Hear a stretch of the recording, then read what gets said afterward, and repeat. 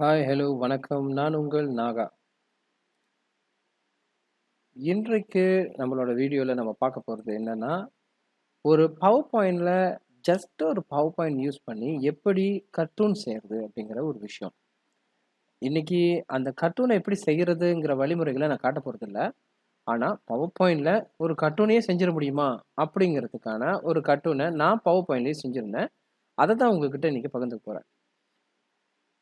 எப்படி ஒரு பவர் பாயிண்ட்ல கார்ட்டூன முழுமையா செய்ய முடியும் அப்படின்னு சொன்னா, நீங்க அதுக்கேத்த மாதிரியான ஒரு திரைக்கதையையோ, இல்ல உங்களுடைய கதைய நீங்க ரெடி பண்ணதுக்கு அப்புறம், அதுக்கான கேரக்டர்ஸையும் நீங்க ரெடி பண்ணி வச்சுக்கணும்.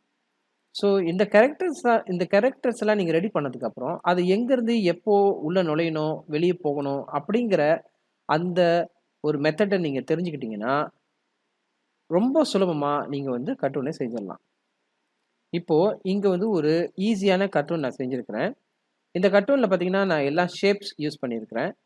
அப்ப இந்த ஷேப்ஸ்லாம் வந்து தன்னை அறிமுகப்படுத்தி, எல்லாம் சேர்ந்து ஒரு இடத்துல பேசுற மாதிரியான ஒரு சீன்லாம் இருக்கு. அப்ப இந்த சீன்ஸ் எல்லாத்தையும் வந்து நம்ம வைக்கும் பொழுது, அத எப்படி அ முறையா அடுக்கணும் அப்படிங்கிறத, இப்ப லைட்டா நான் உங்களுக்கு காட்டுறேன். இது எல்லாமே நம்ம எப்படி செஞ்சிருக்கேன் அப்படின்னு சொன்னா, ஃபுல்லி இந்த அனிமேஷன் அப்படிங்கிற இந்த ஒரு விஷயத்த வச்சு தான் செஞ்சிருக்கேன். இப்போ உதாரணத்துக்கு இந்த ஷேப் இப்ப நான் நகரணும் அப்படின்னு சொன்னா, நான் அதுக்கான அனிமேஷன்ஸ்ல உங்களுக்கே தெரியும். இதுக்குள்ள எஃபெக்ட்ஸ் ஆப்ஷன்ஸ்லாம் இருக்கும். ஸோ அந்த எஃபெக்ட்ஸ் ஆப்ஷன்ஸ்லாம் நான் யூஸ் பண்ணியே, இந்த ஆட் அனிமேஷன்ங்கிற பட்டன் குடுத்து, இது எல்லாத்தையுமே செஞ்சிருக்கிறேன். ஸோ அந்த மாதிரி நம்ம வந்து ஒவ்வொரு தடவையும் நீங்க நார்மலாவே உங்களுடைய அ பவர் பாயிண்ட்ட நீங்க செய்யும்போது எப்படி ஒரு அனிமேஷன நீங்க செய்வீங்களோ, அதே மாதிரி இந்த கேரக்டருக்குலாம் ஒரு ஒரு அனிமேஷன நீங்க குடுத்துட்டீங்கன்னா, கண்டிப்பா உங்களால ஒரு நல்ல கார்ட்டூன செஞ்சிட முடியும். சரி. இப்போ நான் செஞ்ச அந்த கார்ட்டூன பார்க்கலாம். இது குறைஞ்சது 2012லயோ, 2013லயோ செஞ்சிருக்கேன். அ அப்ப உள்ள டெக்னாலஜி வச்சு என்னால முடிஞ்சத தான் நான் செஞ்சிருப்பேன். அந்த கார்ட்டூன இப்போ உங்களுக்காக நான் காட்டுறேன். வாங்க கார்ட்டூன பார்ப்போம்.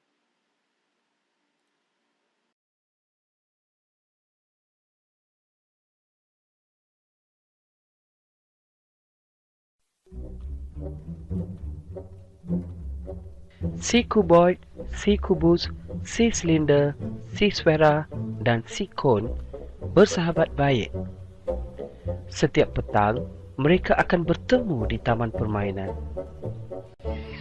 Pada suatu hari, seperti biasa, si kuboid datang ke taman dan mencari kawan-kawan. Tetapi, tiada seorang pun kelihatan. Ketika terpinga-pinga memikirkan mereka, si Sfera datang bergolek. Hai si Boy. Sfera, pantas kamu datang? Yelah, kan permukaan saya melengkung. Engkau ada 8 bucu dan 6 permukaan rata. Tak bolehlah bergolek seperti saya. Hehehe. Tiba-tiba datang pula si kubus. Hai Sfera.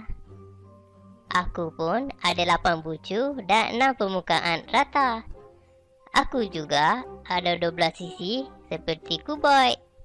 Kami tak boleh bergolek. Tetapi kami kelihatan seperti kotak yang segak. Kan kuboid? Yelah, kita juga ada tapak. Sfera baca bola, tidak bucu, dan permukaan rata. Aku bukan bersendirian. Mana si silinder? Dia pun seperti aku juga.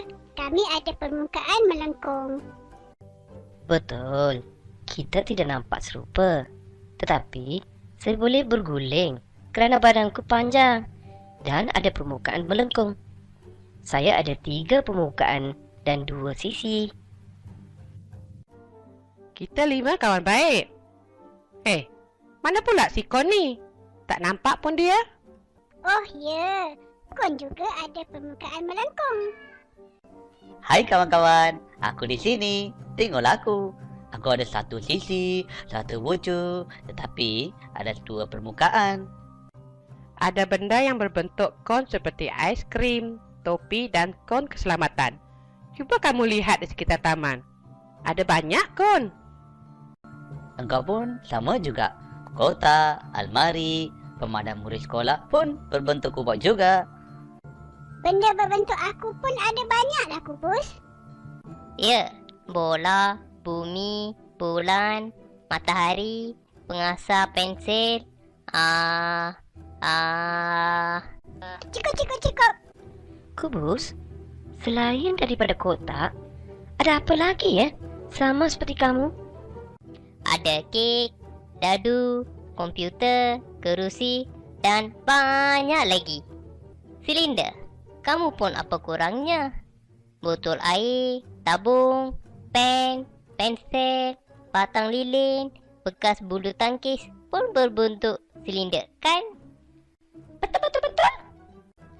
Okey kawan-kawan, mari kita balik. Dah lambat ni. Jumpa esok.